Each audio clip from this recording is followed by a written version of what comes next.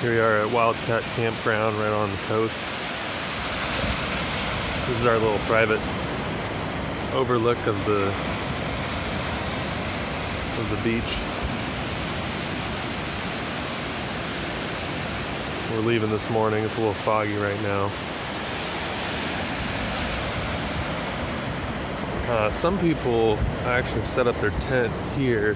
I think that's a little crazy, considering how close that is to the head. But we could have set our tent, you could set it up here.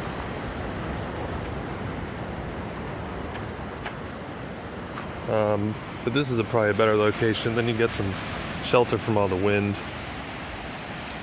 But this isn't actually the campsite. The campsite's right down here.